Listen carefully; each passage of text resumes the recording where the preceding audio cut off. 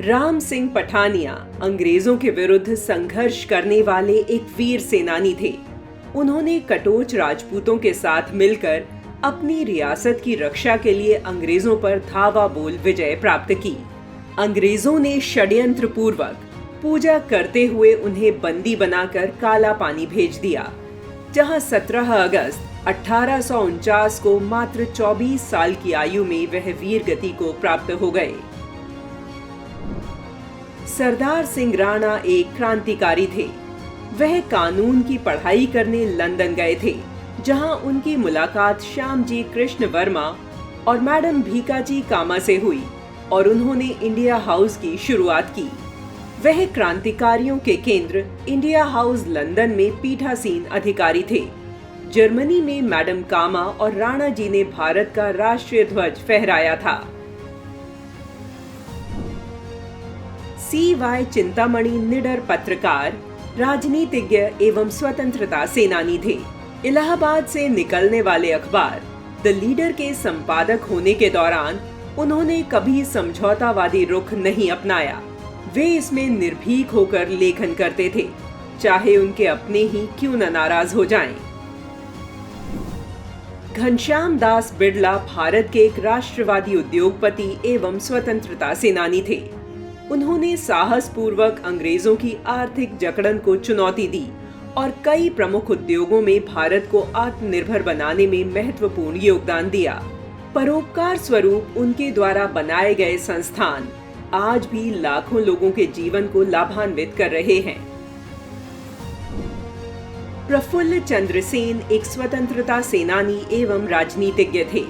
अंग्रेजों के विरुद्ध बड़े पैमाने पर आंदोलनों में सक्रिय रहे और स्वदेशी के लिए भी कार्य किया।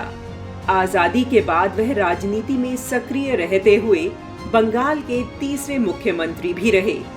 मार्क्सवाद के विरोध, अपनी सादगी, कर्मठता और पारदर्शिता पूर्ण सैद्धांतिक राजनीति के लिए वह आज भी स्मरण किए जाते हैं। डॉक्टर नौतम भट्ट भारत के रक्षा अनुसंधान संस्था की नींव रखने वाले वैज्ञानिक थे। भारत को रक्षा सामग्री के क्षेत्र में आत्मनिर्भर बनाने की दिशा में उनका महत्वपूर्ण योगदान है। अग्नि, पृथ्वी, त्रिशूल, नाग सहित अनेक भारतीय शस्त्रों के विकास में उनका अद्वितीय योगदान रहा है। उन्होंने अनेक संस्थानों की स्थापना में भी महत्वपूर्ण भूमिका का निर्वहन किया। मेजर धन सिंह थापा परमवीर चक्र से सम्मानित नेपाली मूल के भारतीय थे। 1962 के भारत चीन युद्ध में जिन 4 भारतीय बहादुरों को परमवीर चक्र प्रदान किया गया, उनमें से केवल वही इस युद्ध में जीवित रहे। युद्ध के बाद चीन के बंदी के रूप में उन्होंने बहुत यातनाएं झेली। इस युद्ध में पांगोंग त्सो मोर्चे पर उन्होंने अपने अदम्य शौर्य और साहस का परिचय दिया था।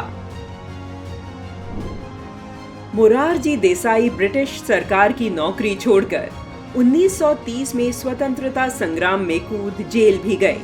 स्वाधीनता आंदोलनों में उन्होंने सक्रियता से भाग लिया। आजादी के बाद 1967 में उप प्रधानमंत्री और गृह मंत्री रहे। 1977 में आपातकाल के बाद बनी नई सरकार में वह देश के प्रधानमंत्री भी रहे। वह गांधी दर्शन में अपनी निष्ठा, सादगी और सरलता के लिए जाने जाते हैं। भारतीय संगीत कला की साधिका किशोरी अमोनकर जयपुर घराने से संबंधित थीं। अपने कौशल और कल्पना से उन्होंने गायन की एक नवीन शैली भी विकसित की। उन्होंने भारतीय ज्ञान परंपरा के क्षेत्र में प्राचीन संगीत ग्रंथों पर विस्तृत शोध किया। उन्होंने भारत के परंपरागत गायन को समृद्ध करने में अपना विशेष योगदान दिया। कोकिल कंठी किशोरी अमोनकर ने अपनी सुरीली आवाज से देश विदेश के लाखों लोगों को भारतीय शास्त्रीय संगीत से मंत्रमुग्ध किया है।